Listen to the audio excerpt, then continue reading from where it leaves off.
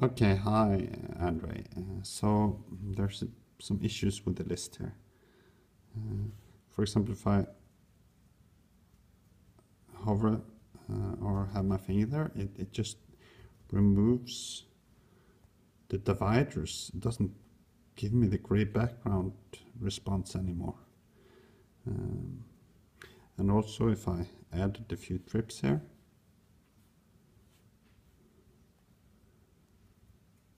it divide. What's happening now?